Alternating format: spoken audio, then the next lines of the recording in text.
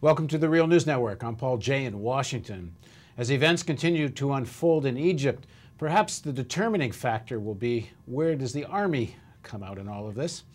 We saw images on Friday of the army tanks in the streets, and perhaps people outside Egypt found it rather strange, people cheering as the army showed up, and then soldiers in the tanks waving flags and cheering back at the crowds. Now joining us to talk about the Egyptian army and what role it might play as this Egyptian uprising continues is Mohammed Ezzeldin. He's a graduate of political science at Cairo University, now completing his master's degree in history at Georgetown University. Thanks for joining us. Thank you. So why were people cheering when the army showed up? Most countries in the middle of an upsurge like this might have thought the army showed up to suppress them.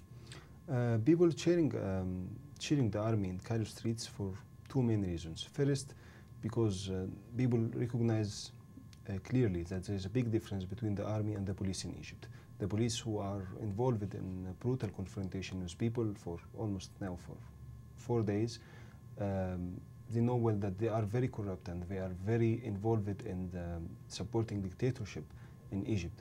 While the army, on the other hand, is well known for its nationalist party, supporting the people in different situations. Like what? I'm talking historically.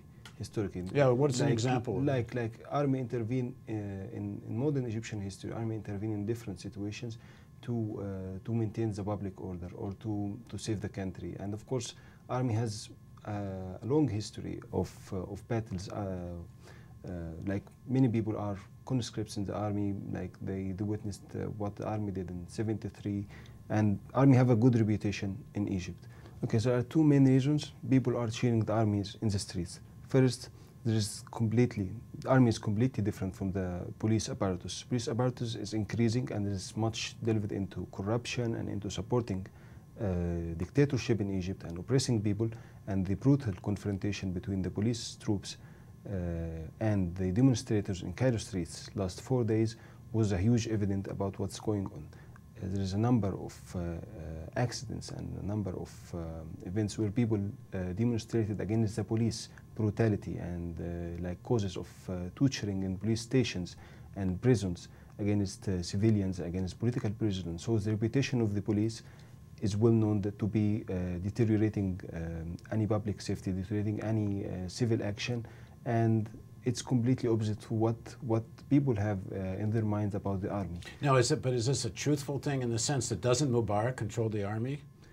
Mubarak controlled the army, of course, but is it something that Mubarak and the people around him have simply chosen to use the police in this more direct repressive way? Mm-hmm. But is there a reason to think that if ordered, that the army wouldn't do what Mubarak wanted them to do? Mm-hmm.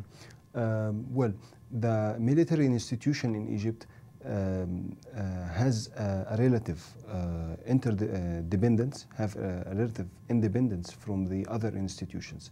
Of course, it's must determined, but why the presidency and the presidential palace dictate on them.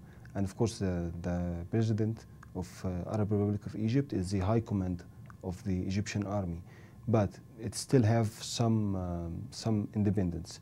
And on the other hand, the army is not involved in politics. The army, you can see, army didn't go to streets and shoot people in modern Egyptian history for a long time. And most of the confrontation between the regime and people, and the opposition in particular, was the regime, Mubarak regime, used the police troops to suppress the people. There was some reports on the internet, at least, of actual clashes between the army and the police in the last day. Have you heard of that? Is there any truth to this? We don't have an evidential truth about what happened. It's basically on Friday. What I'm sure about that, first, the presidential troops or the presidential guard and the military police entered downtown to secure and defend three major buildings: the National Museum and the Parliament, the People's Assembly, and the State TV building. So this was the first mission of the army, like to defend and to secure these major buildings and crucial buildings from any deterioration or any actions of violence. Later on, before a couple of hours before Mubarak gave his speech, the army troops and army tanks in specific started to enter the streets and started to take some positions, and it was received by a huge and cheerful reception by the people. This for many reasons, as I mentioned. First, army, the image of the army, that they are supporting the people, they are protecting the people, and they are intervening to maintain the public security. Now, what happens if there's a curfew was called? As far as of doing this interview, there doesn't seem to have been a big push by the police or the army to actually enforce the curfew. But at some point, there's going to be a moment here where Mubarak is going to want to enforce a curfew of some kind and get people off the streets. The army will do what they're told, or will they? I think this the decision of making of imposing and enforcing a curfew was not mature, for two reasons. First, you have thousands, tens of thousands of people in the streets, and you can't impose a curfew in a couple of hours. People can't go to their homes in a couple of hours.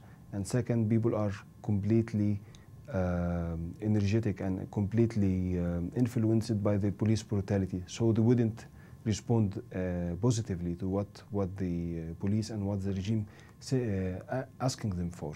So I would say that the major task of the military now in Egypt, in Cairo basically, was to secure and defend some basic buildings and to maintain the public order. We have two main scenarios now regarding the relation between the people and the army. We have the Tunisian scenario.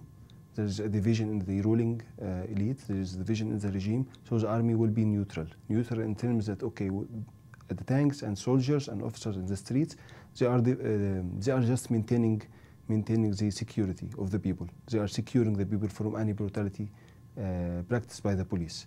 This is the first scenario, the Tunisian scenario. Second scenario, which happened in Iran in 1979, when the Shah started to give orders to the army to suppress the demonstration against the Shah and ask them to shoot the demonstrators, and they did so. But after a while, there was a huge division and severe division inside the army. And this moment actually is a moment, it's a turning point in any dictatorship, when the army supporting the dictator or supporting the one ruling party is suffering from a division. We don't know. We don't have clear information about what's going in Egypt. What's going to how the events in coming days going to unfold. What I want to say also, what I want to refer to, that the chief of staff of the Egyptian army was here in a visit to the United States just one day before the demonstration broke out.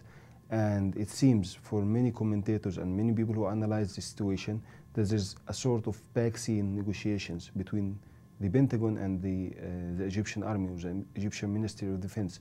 One of the newspapers yesterday just published a piece of news about this bilateral talks, because people are very crucial, very cautious about what's going to happen, because many people in Egypt, or the majority of the Egyptian people, understand well that the army having millions of dollars every year as an aid.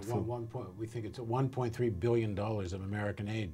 Yeah. Although, do we know if that all goes to the military, or does some of that go to the police? Most of them go to the military, I guess. But you know, the budget of the military, the budget of the police are not discussed, and they are not publicly published or even discussed in the parliament. So I don't have a clear information about it. But what I'm sure about that these bilateral talks actually is going to ensure one thing, what United States and the Pentagon and the White House, of course, is interested in, which is the security of Israel. United States now, the undecisive situations and positions taken by Hillary Clinton and President Obama in last 2 days actually shows two things. Shows one clear thing, to be frank, that the United States is not interested in a real democracy or grassroots democracy or popular democracy in Egypt. Their main concern is the security of Israel and other things, but this is their main concern. Okay. The Egyptian army, given that it gets $1.3 billion a year, that's a lot of money, and it buys you a lot of generals. The Pentagon must have a lot of influence inside the Egyptian army. I don't know, but like maybe maybe we can expect a lot of things. But what actually was clear today from Mubarak's speech, that he's completely consolidated and supported by the army. Yeah, he didn't look like someone afraid that he might have to get on a plane. Yeah, he was completely confident and completely unaffected and disconnected to reality. What happened actually made many people feel in the streets that the army, that what they expect from the Egyptian army, who usually have a nationalist and was very loyal to the Egyptian people and constitution, now they are afraid that it might play a role in suppressing Egypt's road to democratization. And if they do that, it's hard to believe they would do that with without some kind of green light from the Pentagon here in Washington. I guess so. I believe so. Thanks very much for joining us. Thank you. Thank you for joining us on the Real News Network.